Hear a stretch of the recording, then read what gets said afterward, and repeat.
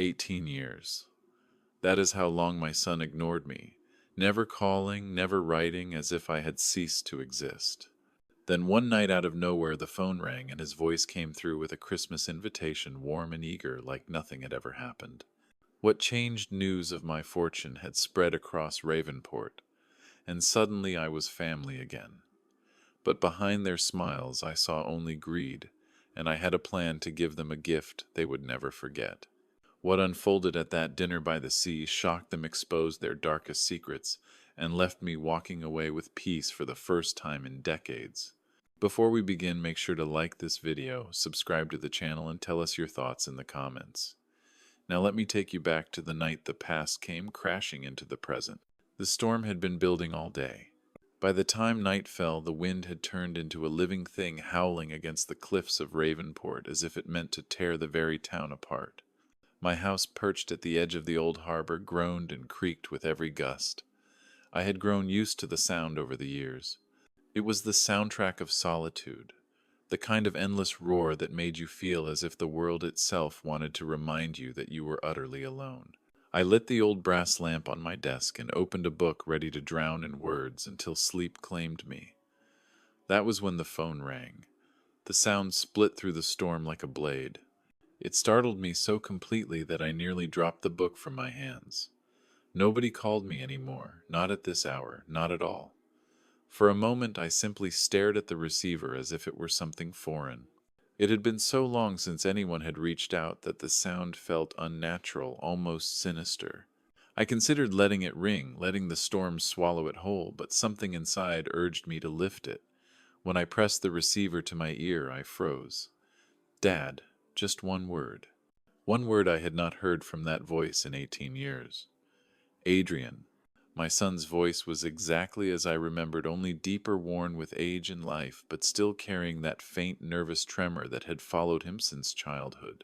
It hit me like a wave, pulling me back to another time when he was small and fragile, when he had clung to me during thunderstorms instead of standing against me. For a heartbeat I could not speak. My knuckles whitened around the phone and my chest constricted as if years of silence had suddenly collapsed into this single fragile moment. This is unexpected, I managed at last, keeping my tone steady, though my heart thundered. I know, Adrian said quickly, the words tumbling out. It has been a long time. Too long. Listen, Christmas is coming, and I was talking with Mom, and we thought, maybe you could come over, have dinner.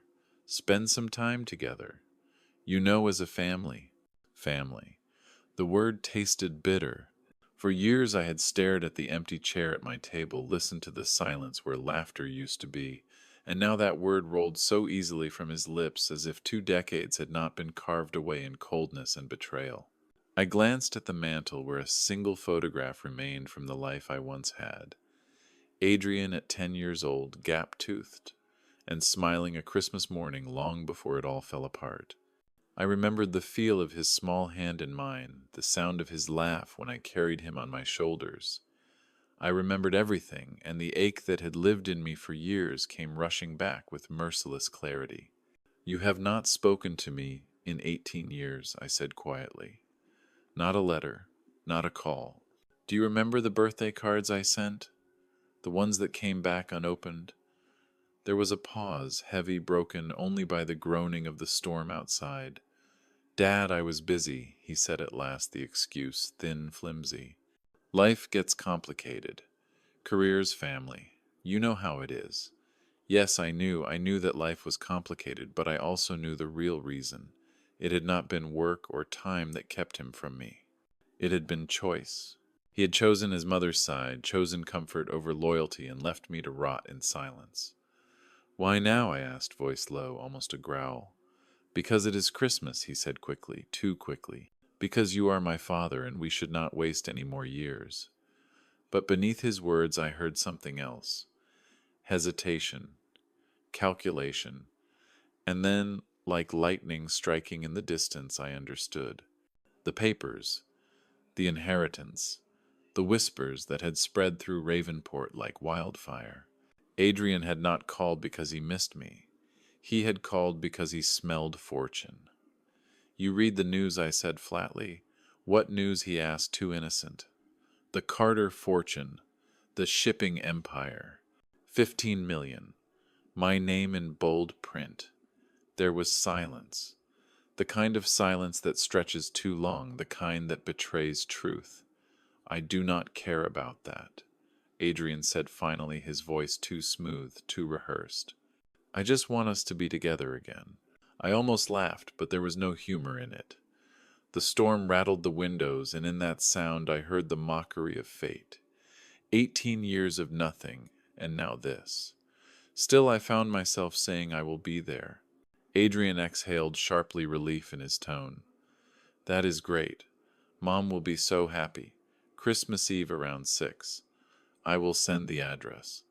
Do that, I said, letting the words hang. And Adrian, I have a surprise for you. There was a shift in his tone, a spark of greed he could not hide. A surprise. What kind of surprise? You will see. I hung up before he could say more. The house seemed different after the call. The air charged with something heavy, something inevitable. I sat in the lamplight, staring at the storm-swept window, and felt a current of emotion I could not quite name. Fear, anticipation, rage, perhaps all of them blended into one.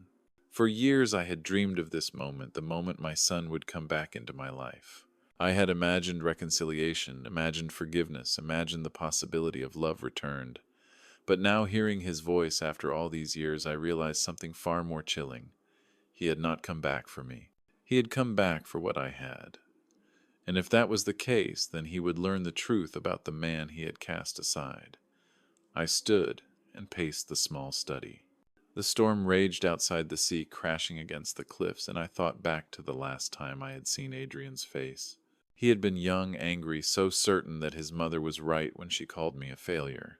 He had looked at me not with love, but with disdain, as if I were nothing. That memory had burned in me for years, a wound that never closed.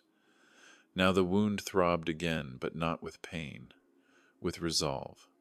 If Adrian wanted a father, he would meet the man he had abandoned. If Clara wanted forgiveness, she would see the price of betrayal. And if they wanted fortune, they would find themselves reaching for air. I walked to the old oak cabinet where I kept my records. For years I had documented everything, every investment, every choice, every climb from the pit they had left me in. My wealth had not been luck. It had been patience, discipline, the kind of silent work that demanded sacrifice. I had built an empire in the shadows, and now I would reveal myself, but not in the way they expected. The storm began to ease as the night wore on. By midnight the rain slowed and the wind softened to a whisper. The world outside my window glistened with wet stone and scattered moonlight. I sat again at my desk, the phone still resting near my hand, and felt the weight of what was to come. For the first time in 18 years, my son had spoken to me, and for the first time I felt ready to answer.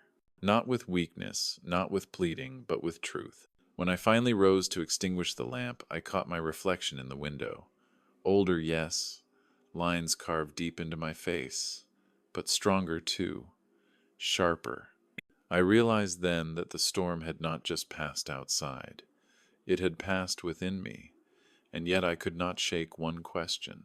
When the moment came when I stood across from Adrian and Clara in that glittering house by the sea, would I find any trace of the boy who once held my hand during storms, or had that boy vanished, forever replaced by something colder, hungrier? The thought lingered as I drifted into uneasy sleep.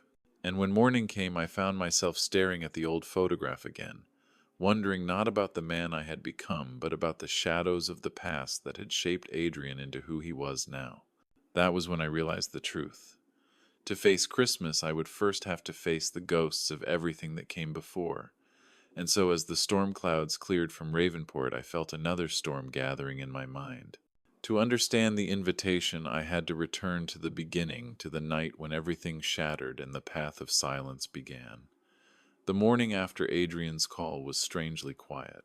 The storm had passed, leaving the town washed clean, but the silence carried a weight that pressed against my chest. I brewed a pot of coffee and sat at the table, staring at the steam rising from the cup. The night before felt almost unreal, as if I had dreamt it, as if the phone had not rung and my son's voice had not come through after nearly 2 decades. Yet the hollow ache in my chest reminded me it had been all too real.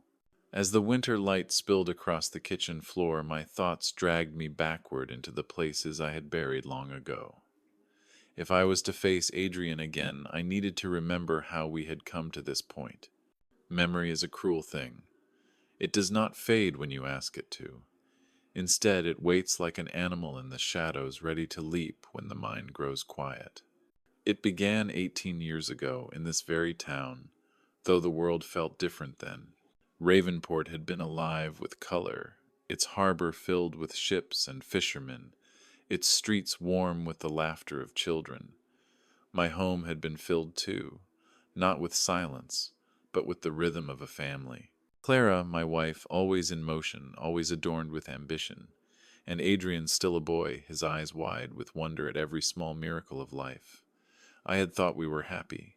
I had thought the cracks in our lives were small enough to mend. I was wrong. I remember the night I came home to find Clara packing her suitcases. The bedroom floor was littered with open cases' clothes, folded into neat, deliberate stacks, as if she had been planning it for weeks. The sound of the zipper being pulled closed cut through me like a knife. "What are you doing?" I asked, my voice rough, though I already knew. She did not even look at me. "I am leaving, Elias. I cannot do this anymore." Her words struck harder than the storm from the night before. Leaving, for who she laughed then, a sound like glass breaking, for someone who knows how to succeed, for someone who makes me feel alive. Victor Hale treats me like a queen. What have you given me, Elias? A modest house, endless bills and dreams that never came true. I stood there numb. And Adrian, he needs his father. No, she said coldly, he needs a man who can give him a future. He needs someone who wins. She snapped her suitcase shut. You were always just enough, Elias. And I am done with just enough. I should have shouted. I should have begged. Instead, I stood frozen, watching the woman I had built a life with walk out the door, dragging my son's heart with her. The divorce was swift and merciless. Victor's money bought Clara a lawyer who carved me apart piece by piece. She took the house, the car, and the last fragments of my pride. What I had left was an apartment on the edge of town, and the bitter taste of failure. Adrian, only 17 then, had been given a choice. He chose his mother without hesitation. The last conversation I had with him was burned into my memory. He stood tall, his jaw set, his eyes cold in a way no boy's eyes should ever be. "Mom is right," he said. "You never tried hard enough. Maybe if you had been more successful, none of this would have happened." I tried to explain. I tried to tell him that love was not measured in wealth, that life was more than success or failure, but he had already turned away. He walked out the door, and with him went 18 years of silence. I lived alone after that, year after year, through birthdays where the phone never rang, through Christmas mornings where the only sound was the clock ticking on the wall. Each card I sent was returned unopened. Each attempt at contact was met with nothing. And slowly the boy I remembered faded, replaced by the absence that defined my days. But in that emptiness something else grew. I discovered a strength I had not known I possessed. At first it was survival. I worked long hours at the docks, managing the books for shipping companies, making just enough to keep the roof over my head. But over time I saw patterns in numbers, opportunities others ignored. I noticed which ships arrived empty and left full, which captains gambled on trade routes, which businesses fell behind in debt. One evening a colleague mentioned an old shipyard going up for auction. Most laughed at the idea of buying it. The place was rusted, forgotten, a graveyard for vessels no one wanted. But I saw something different. I mortgaged what little I had left and bought it. I worked day and night, restoring the docks, leasing space to small captains, taking small profits and reinvesting them. Years passed and those profits grew. I bought another property, then another.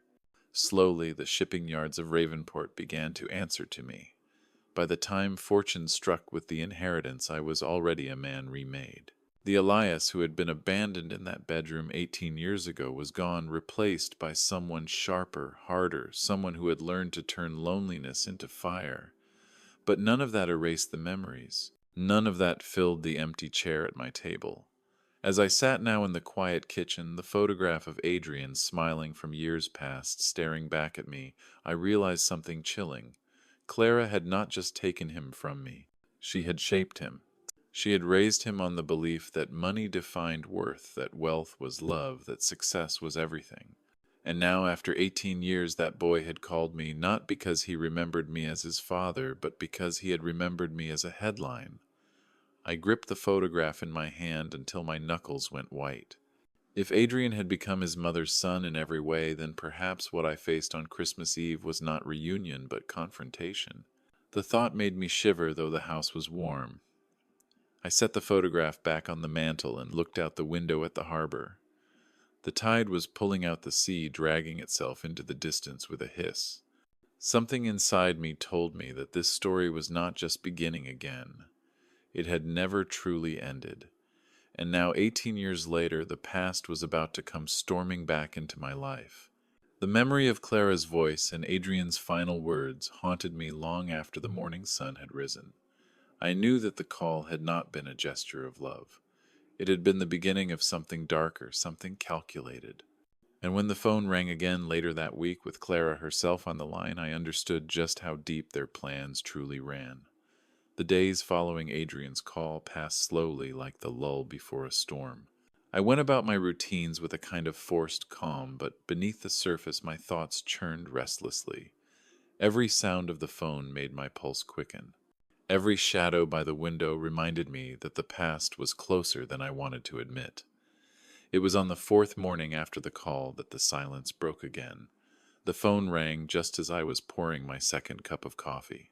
The steam curled upward as the sound echoed through the small kitchen, sharp and insistent. I let it ring twice, 3 times before picking it up, steadying my breath. Elias came the voice on the other end, soft, careful, and unbearably familiar. Clara. For a moment I said nothing. It had been 18 years since I had heard her voice directly, yet the sound of it still cut me in ways I thought I had long since outgrown. Once her voice had been the first thing I wanted to hear each morning. Now it was the echo of betrayal. Clara, I said, my tone measured. I hope you don't mind me calling, she began her words, dripping with the same calculated sweetness she had always used when she wanted something. I got your number from Adrian. I thought, after all these years, maybe we should speak. My grip tightened on the receiver. After 18 years of silence, you suddenly thought we should speak. She ignored the bite in my words, her tone quickening with urgency. Elias, this isn't about us. It's about Adrian. He's in trouble. Real trouble. And I thought with your recent good fortune you might be able to help. There it was. The truth laid bare. Not reconciliation, not regret, but need. What kind of trouble, I asked, though I already knew where this conversation was heading. His business, she said, lowering her voice as if confessing a terrible secret.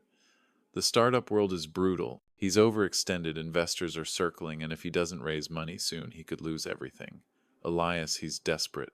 He needs you. I heard rustling in the background, a whisper I recognized at once. Adrian. His voice was faint but clear. Ask for more. Tell him it's urgent. Clara's words stumbled forward again, rehearsed but poorly disguised. 200,000 would cover the immediate issues, but if you could stretch to 300, another whisper, maybe 400, just to be safe. I nearly laughed, though there was no humor in it. $400,000, spoken of as casually as borrowing a cup of sugar. I see, I murmured. Elias Clara pressed her voice, turning sharper now, as if sensing my resistance. This isn't about the past. This is about your son, our son. You have the power to save him. Isn't that what family is for, family? I repeated, letting the word hang in the air like smoke. Tell me, Clara, what part of family was it when you taught him to despise me? What part of family was it when you returned every card, every letter, every attempt at contact unopened? Her tone hardened the sweetness, vanishing like a mask ripped. To away. That's ancient history. What matters is now. Are you going to help your son or not? No, I said simply. Not a cent. Not now. Not ever. The silence that followed was thick, almost electric. You can't be serious, she whispered. Elias, you won millions. What's a few 100,000 to you? This is Adrian we're talking about. Your own flesh and blood. Flesh and blood that cut me off for 18 years, I replied coldly. Flesh and blood that only calls when he smells money. If he is drowning Clara, it is in waters he chose to sail. Her voice cracked, breaking into anger. You'll regret this. You can't abandon him like this. I felt a strange calm wash over me, the calm of a man who had finally stopped bleeding from old wounds. I learned from the best I said, and hung up the phone. The silence that followed was not empty this time. It was full of something else. Something sharper. Vindication. I sat back in my chair, staring at the phone, and realized something crucial.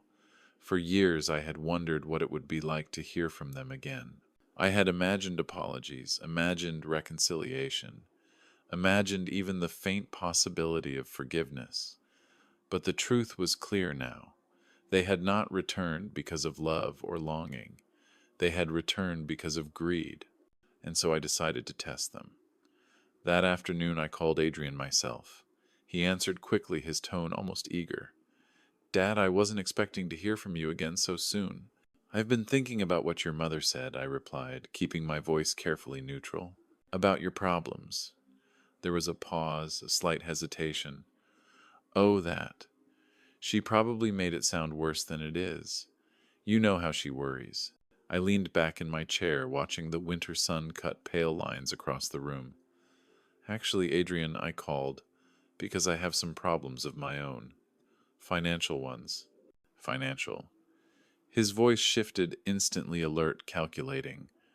I made some bad decisions with the inheritance, I said slowly. Got caught up in cryptocurrency.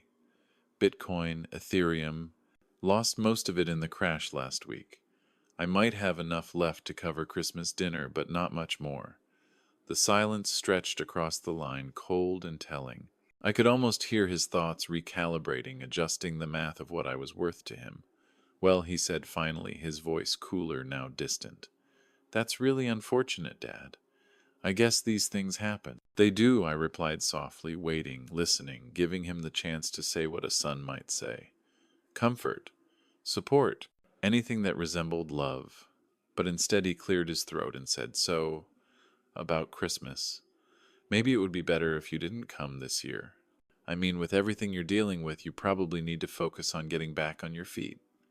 There it was, the mask stripped away entirely.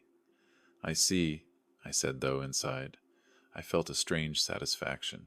So the invitation is off the table. It's just practical, Adrian replied quickly. When you get back on your feet, we'll definitely get together. But right now, it's probably less stress for everyone. Of course, I said, my tone even. I wouldn't want to be a burden. Glad you understand, he said. Look, I have to run. Busy day. But we'll talk soon, okay? The line went dead before I could answer.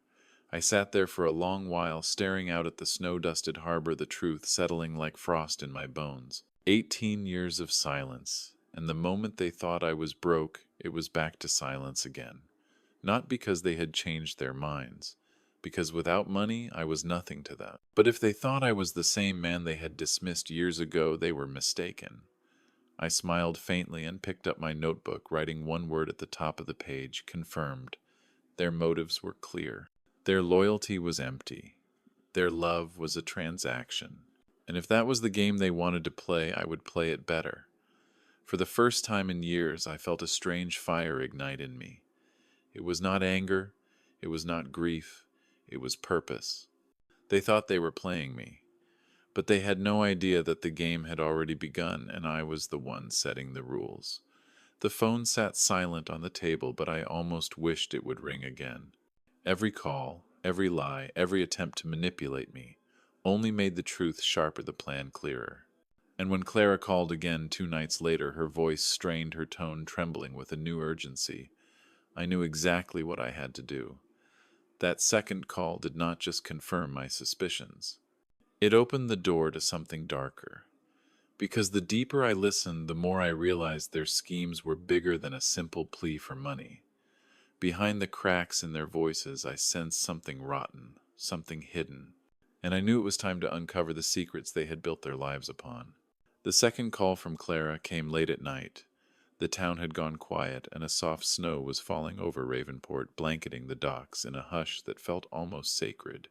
I had been sitting at my desk, staring at my old ledgers, when the shrill ring cut through the silence. For a long moment I let it echo. I knew who it would be, and I knew it would not be for love. When I finally lifted the receiver, her voice came through, ragged, the sweetness stripped away. "Elias," she said, and this time there was no pretended warmth, only desperation. "It's worse than I told you. Adrian is drowning. The investors are circling like vultures. They will ruin him if he doesn't come up with money. Please, I beg you, don't let them destroy your son." I sat in the lamplight watching the snow press against the window. Her words washed over me, but I heard the whispers behind them. Not truth, but manipulation. Not urgency, but performance. "How much this time?" I asked calmly. 500, she breathed. "500,000 will hold them off, just until he can stabilize things." I almost smiled.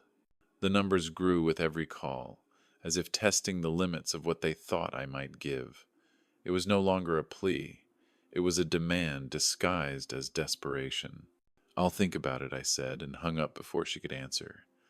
The silence that followed was heavy, but my mind was already working. I could not move forward blind. If I was going to face them on Christmas Eve, I needed to understand exactly what kind of life Adrian and Clara had built in the shadows. That night I began my search. I started with the docks. The men there owed me favors. Years of discreet loans, quiet investments, and unspoken trust had given me eyes and ears in every corner of Ravenport. I made a few calls, and within hours fragments of Adrian's world began to surface. It was worse than I imagined. His company, a so-called technology firm called Blue Haven Innovations, had promised revolutionary software to investors, but there was nothing revolutionary about it. The product had never existed beyond sleek presentations and glossy brochures. Investors spoke of expensive luncheons, flashy pitches, and endless excuses for missed deadlines. Burned through millions, one contact muttered over the phone. "Foreign investors, local venture capital, even private backers. They are furious, Elias." Some are already drafting lawsuits. I jotted down every detail in a leather-bound notebook, my hand steady even as my stomach turned. 2 million in debt minimum. Money gone into luxury cars, designer clothes, fine dining, and the mansion by the cliffs. A life built not on success but on fraud. And Adrian had the audacity to ask me for more. But the deeper I looked, the darker it became. Through an old acquaintance at the Ravenport Hospital Administration, I learned something about Clara. She had been running an online charity drive for the past year, claiming to be suffering from a rare aggressive illness. Photographs of her looking pale and weary filled her profile. Posts described endless rounds of treatment, brave battles against impossible odds. Donations poured in.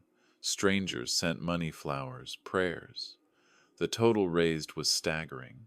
But when I asked my contact to quietly check her medical records, the truth surfaced. Clara had not seen an oncologist. Not once. No chemotherapy, no radiation, no diagnosis. Nothing. The only medical visits recorded were routine checkups and a sinus infection last spring. The sickness was a lie. A scam designed to tug at heartstrings while filling her pockets. I sat alone in my study as the snowstorm thickened outside, holding the proof in my hands. Page after page of hospital records confirmed what I had already suspected. She had not changed. She had simply grown bolder. And then the most damning discovery of all. I began cross-referencing the dates of her most emotional fundraising posts with Adrian's social media accounts. The alignment was perfect. Every spike in donations matched the timing of Adrian's luxury purchases. A new car, a trip abroad, a watch that cost more than most people's homes. They were not just mother and son, they were partners, a team bound together by deception. I felt the weight of the notebook in my hands, every note, every scrap of evidence, forming a pattern of betrayal so intricate it almost took my breath away. Adrian had become his mother's mirror image. Greed had not just infected him, it had defined him. As the days crawled closer to Christmas Eve, I sharpened my plan. I called investors one by one, speaking to those who had been burned by Adrian's schemes. I introduced myself not as his father, but as a man who believed in accountability.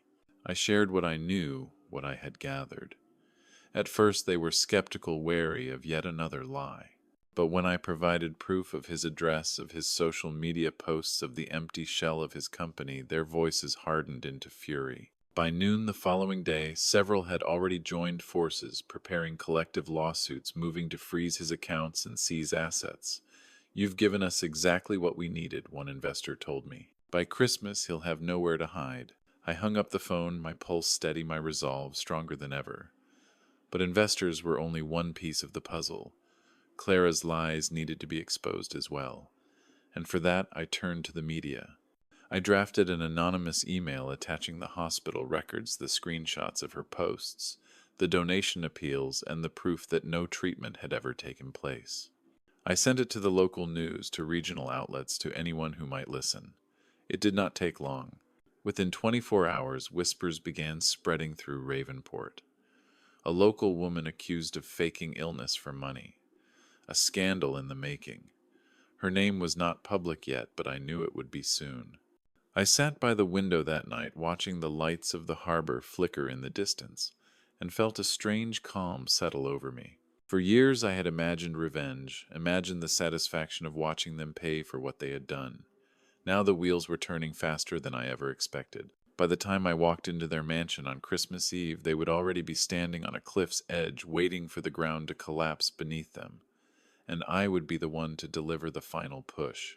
But something still gnawed at me in the quiet hours of the night. What if I was wrong? What if there was still a fragment of the boy who once clung to me in storms, the boy who looked at me not with greed but with love? The question haunted me, though I already knew the answer. Adrian's voice on the phone had revealed everything. His invitation had been nothing more than bait. His concern vanished the moment he believed I was poor. No, the boy was gone. What remained was a man carved in his mother's image, greedy and hollow. I turned off the lamp, the notebook resting on the desk beside me, filled with proof of their deception. Christmas Eve was only days away, and with every passing hour the storm inside me grew sharper, colder. They thought they had set the stage. They thought I was the same man who once begged for their love, but they were wrong. This time I was not walking into their home as a victim. I was walking in as their reckoning. The night before Christmas, the dossier sat ready, thick with evidence, a weapon sharper than any blade. Outside, the waves battered the cliffs, and the mansion by the sea glowed faintly in the distance. Tomorrow I would cross that threshold. Tomorrow the masks would fall. But what awaited me inside would not just test my resolve, it would change everything. Christmas Eve arrived with a heavy stillness that seemed to hang over Ravenport like a held breath. The storm clouds had passed, but the sea was restless, pounding the cliffs with a rhythm that felt almost like a warning. I woke early, though. Sleep had been thin and fractured, haunted by the weight of what was about to happen. For 18 years I had eaten Christmas dinner alone. This year I would sit once more across from the people who had abandoned me, lied to me, and returned only when fortune made me useful again. But I was not coming empty-handed. My surprise was ready, sharper than any gift wrapped in ribbon. I dressed with care. A dark wool coat, simple but dignified, a crisp shirt that spoke of restraint rather than excess. I wanted no display of wealth. Let them see me as I had always been, the man they once dismissed. The difference was invisible to the eye, a steel in my spine, a truth in my hands. The drive to the cliffs took half an hour. The road wound through the town past rows of glowing windows where families gathered in warmth. I passed the harbor, its cranes standing like dark skeletons against the pale winter sky, and then the road climbed curving toward the sea. That was where Adrian lived now, in a mansion of glass and stone perched above the crashing waves. It loomed in the fog, its walls glittering faintly with Christmas lights, as if pretending at cheer while hiding the rot within. I parked at the end of the long driveway. For a moment I sat in the car, hands resting on the wheel, staring at the house. My heart pounded, but not with fear, with anticipation. This was the night 18 years in the making. When I finally stepped out, the cold bit into me like teeth. I pulled my coat tighter, walked up the stone steps, and rang the bell. The door opened quickly, as if they had been waiting. Dad Adrian's voice boomed with a forced enthusiasm, his arms spreading wide. He looked older, of course, lines creasing his forehead, but the gleam in his eyes was unchanged. It was not love.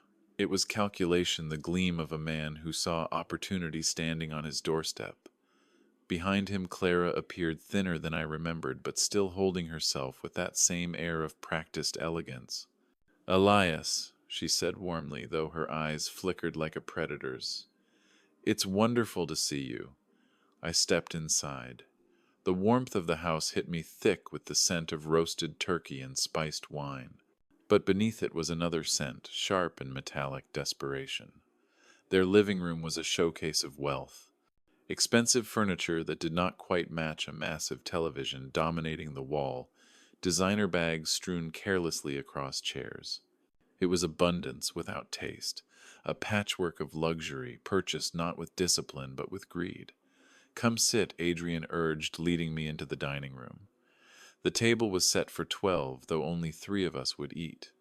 It groaned under the weight of food, turkey, ham, vegetables, glazed in butter, desserts stacked high. But when I took my first bite later, I would find the taste as hollow as the life they had built. For now I smiled faintly, taking my seat. We made small talk at first. Clara asked about my health, her tone sweet but her eyes sharp, searching for weakness.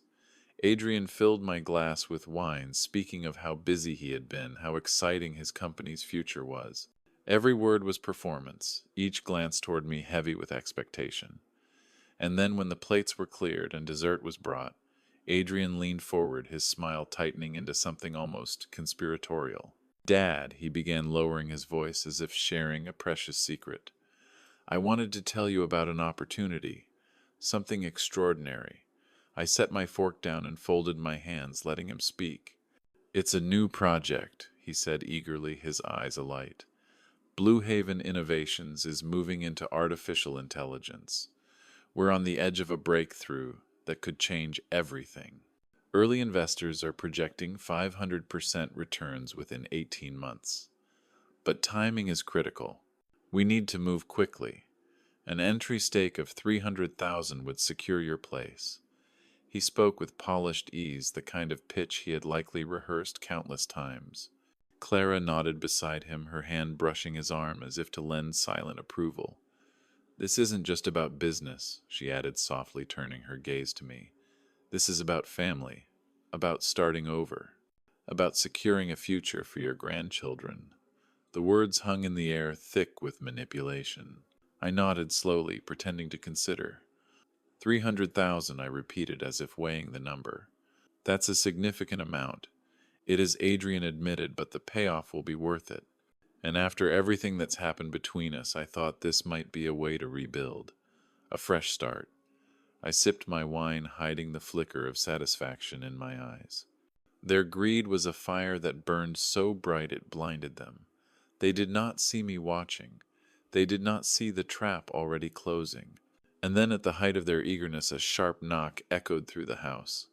3 hard raps against the door. Adrian frowned, rising quickly. "I wasn't expecting anyone." Clara and I followed as he walked to the entryway. Through the frosted glass, I saw a dark figure holding a thick envelope. Adrian opened the door, confusion etched across his face. "Nicholas Brooks?" the man asked briskly. "Yes," Adrian said. "You've been served."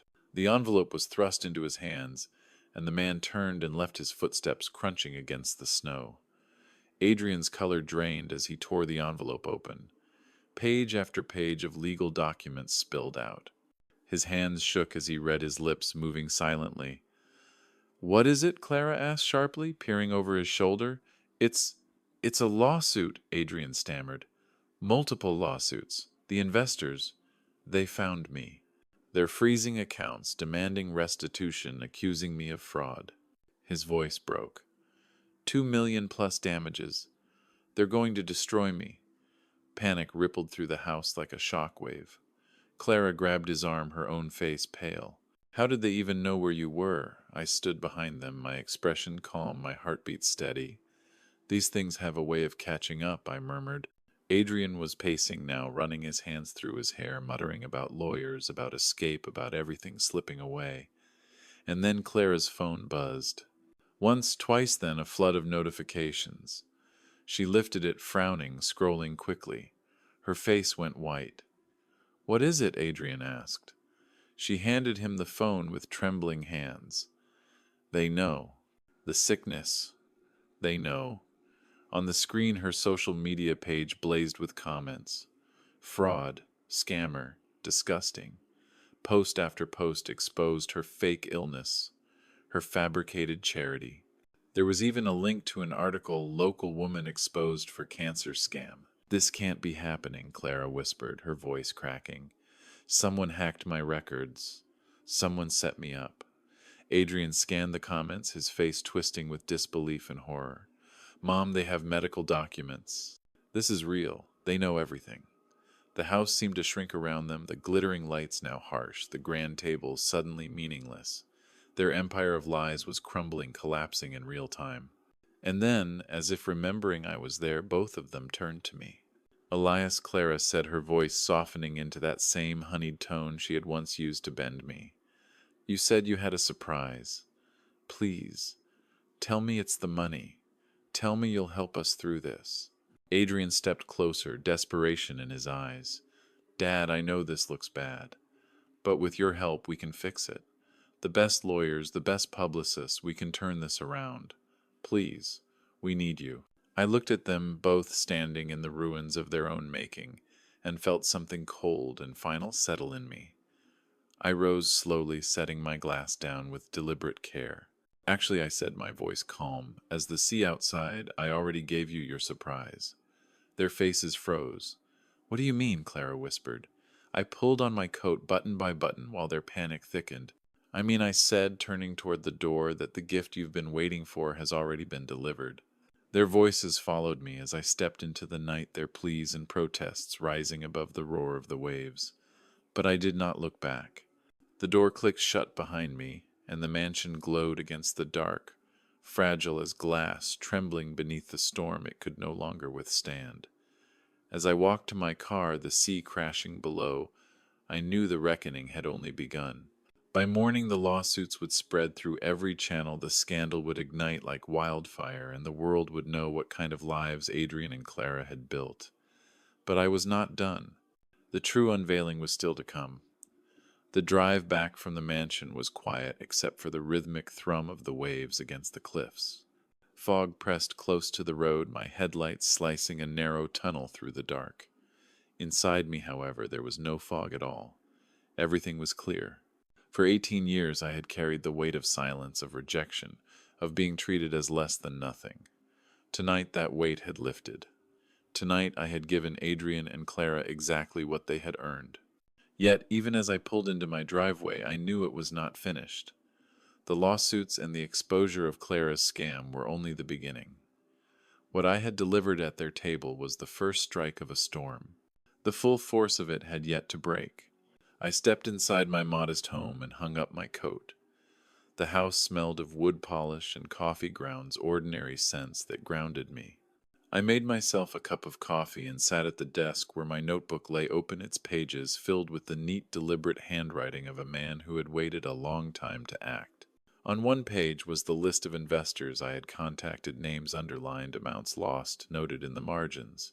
On another were screenshots of Clara's fake illness posts side by side with the cold hospital records that told the real story.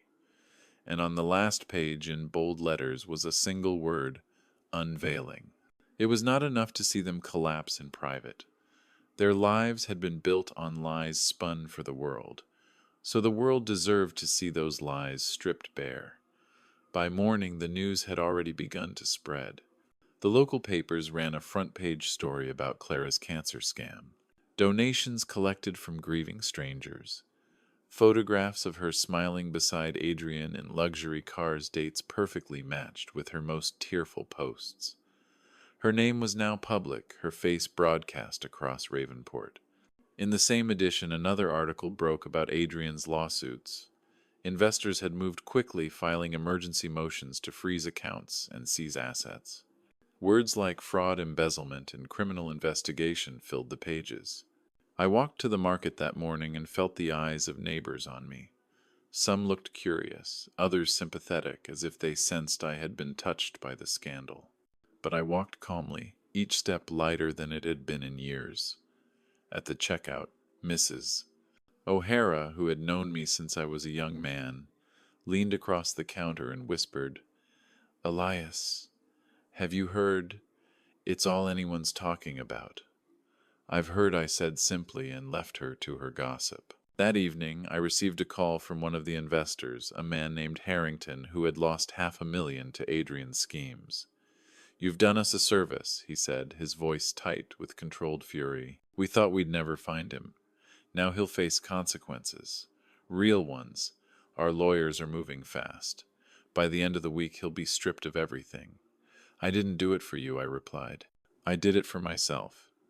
He chuckled darkly. "Whatever the reason, you'll have many grateful allies now." I hung up, realizing he was right. By exposing Adrian, I had not only avenged myself, I had aligned with every person he had deceived. It was no longer a private matter between father and son. It was public. It was unstoppable. Clara, however, was not ready to accept her downfall. 3 days after Christmas, my phone rang again. When I saw her name flash across the screen, I almost let it go to voicemail, but curiosity made me lift the receiver. Her voice came trembling, thin and broken. "Elias, please, you have to help me. They're tearing me apart. The comments, the reporters, the threats. My reputation is ruined. I can't walk down the street without someone spitting at me. You have to tell them it's not true." "It is true," I said quietly. "Every word, every photo, every dollar stolen from people who thought you were dying." "You don't understand," she sobbed. "I did it for Adrian, for the family. We needed money. We needed to survive." "No," I said, my tone firm. "You did it because greed is all you've ever known." There was silence on the line, broken only by her sharp breaths. Then her voice hardened the mask, slipping back into place. "You think you've won, Elias, but you haven't. You'll always be alone. No one will stand by you, not even your son." She hung up before I could reply. I set the phone down unshaken. She was wrong. I was no longer alone. I had something stronger than their hollow loyalty. I had truth. But Adrian was not finished either. The next day his number appeared on my screen. I answered, curious to hear how far he would fall. "Dad," he said, his voice strained, his usual confidence shattered. "You have to believe me. These lawsuits, they're exaggerating. I can still turn it around, but I need your help. Please. If you give me just enough to hold them off, I can rebuild. Rebuild what I asked. A life built on lies. A company that never existed. It wasn't all lies." He insisted, his tone desperate. "There were opportunities, real ones. Things just didn't work out. But I can fix it. I just need time. I just need you to believe in me." I almost laughed, but instead I let silence stretch between us. "Dad," he whispered, "please, don't turn your back on me. Not now. I'm your son." The words struck something in me, but not what he intended. For years I had longed to hear those words. For years I had prayed that one day he would say them not out of need, but out of love. Now hearing them twisted into manipulation, I felt only a cold clarity. "You are my son," I said at last, "but you are also your mother's son. And the two of you chose this path. You abandoned me when I had nothing, and now I abandon you when you have nothing. That is the balance you earned." He was silent for a long time, and then the line went dead. That night I stood by the window looking out at the sea. The waves were calm, the horizon pale with the last light of day. Inside me, however, the storm still lingered. Had I gone too far? Had I destroyed them not only for their sins but also to satisfy the bitterness in me? The question gnawed, though the answer came swiftly. No. They had destroyed themselves. I had only pulled back the curtain. And yet I knew this was not the end. The lawsuits would take months, maybe years. The public shame would not fade quickly. But their desperation, their willingness to manipulate, meant they would not give up easily. There would be more calls, more pleas, more attempts to twist me back into their web. I poured myself another cup of coffee and returned to my desk. The folder of evidence sat there thick and final, but beside it I placed a blank notebook, its pages waiting. Because though their collapse had begun, my story was not finished. The unveiling had exposed them. The world now knew who Adrian and Clara truly were. But what the world did not yet know was who I had become. And when I revealed that truth, it would be the final blow. In the weeks that followed, I watched their lives unravel piece by piece. The lawsuits grew sharper, the public fury louder, the walls of their glass mansion closing in around them. But as they fell, I rose. I discovered peace in places I had never looked before. And when Adrian called one last time, leaving a message filled with apologies laced with greed, I realized the story was not about their downfall at all. It was about my renewal. The days after Christmas slipped into weeks, and the storm I had set in motion grew larger than I had ever imagined. Ravenport was buzzing with the downfall of Adrian and Clara. Everywhere I went I heard fragments of their collapse whispered in the market, murmured at the docks, or spoken outright in the cafe on Main Street. The lawsuits multiplied. Investors came together like a pack of wolves, their lawyers striking hard and fast.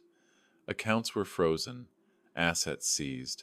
By January, Adrian had lost the mansion by the sea, the luxury cars, the hollow symbols of success he had paraded on social media. He and Clara were forced to retreat to a small apartment near the edge of town, far from the glittering cliffs they once called home. But the lawsuits were not the worst of it. The scandal around Clara's illness scam had burned hotter than anything else. People could forgive a failed business. They could even forgive bad investments. But faking cancer, draining money from strangers who believed they were helping a dying woman was something different. It struck a nerve. Donations had come not from investors, but from kind souls, from families who had little to spare but gave anyway. Those same families were now demanding justice. Reporters hounded Clara at her door. Social media was flooded with anger, disgust, and condemnation. She had become a pariah in Ravenport, her name synonymous with deception, and for the first time in decades she could not twist her words to escape. The truth had pinned her down, and the town was watching. I heard updates through people I trusted. A lawyer I had once worked with told me the district attorney was investigating Clara for fraud. A neighbor mentioned that Adrian had been seen shouting into his phone in the parking lot, begging someone for help. Even the mail carrier, a young woman named Sarah, told me she had delivered a thick bundle of legal letters to their new address, the kind of papers that only ever brought bad news. Each story painted a picture of collapse. And though I had once dreamed of this kind of justice, I found something surprising stirring in me. Satisfaction, yes, but also release. For 18 years, bitterness had been my companion. Now, as they faced consequences, I felt that bitterness slip away like a weight lifted from my chest. It was not revenge that gave me peace. It was the knowledge that I no longer needed their love, their approval, or their recognition. I had given myself what they had denied me: dignity, strength, and the freedom to walk forward without chains. By spring, I had begun to build something new.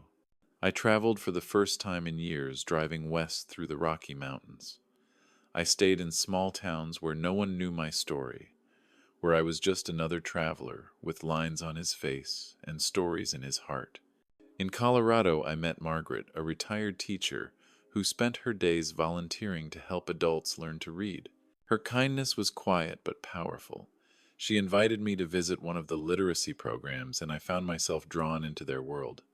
When I returned to Ravenport, I signed up to volunteer at the community center, Twice a week I sat with men and women who had been overlooked, teaching them letters and words, watching their faces light up with understanding. It was simple work, nothing that would make headlines, but it gave me more satisfaction than all the numbers in my ledgers ever had. I also began attending services at Street Mary's again, something I had abandoned long ago. Father Daniels noticed the change in me one morning. "You seem lighter, Elias," he said after the sermon, "as if you finally laid something down." He was right. For the first time in 18 years, I was free of the gnawing hunger for reconciliation. I no longer waited for the phone to ring. I no longer stared at the empty chair across the table. I had learned that peace comes not from others, but from the life we choose to build when the old one is gone. But the past did not stay silent forever. One evening in May, as I was preparing for a trip to the Grand Canyon, the phone rang. I saw the number before I answered. "Adrian." I let it go to voicemail. Later, when I played the message, his voice came through, broken, tired, but still carrying the undertone of manipulation I knew too well. "Dad, it's me. I don't even know where to start. I'm sorry for everything. I was wrong. Mom was wrong. But things are hard now. Really hard. If you could just help just a little, we could make it through this. I swear things will be different this time." I listened once, then pressed delete. The message vanished into silence. For a long moment I stood in the kitchen, staring at the phone, waiting for guilt or regret to rise up inside me. But none came. Only clarity. I had spent too many years waiting for apologies that were never real, for love that was always conditional. That chapter was finished. The next morning I packed my car with maps and travel guides. I planned to head west to the Grand Canyon, but first I intended to stop in Kansas, where a small town was rebuilding after a tornado. They needed volunteers. They needed hands willing to lift bricks, patch roofs, clear debris. They needed someone not because of his money, but because of his presence. As I pulled out of my driveway, I glanced once at the house where I had spent so many years in silence. I realized then that I had never been waiting for Adrian or Clara to come back. I had been waiting for myself, for the strength to let go. The road stretched ahead wide and opened the horizon, glowing with the light of possibility. In the rearview mirror, the town of Ravenport grew smaller and smaller until it disappeared entirely, and with it the ghosts of the past finally faded. This story is not about wealth or revenge.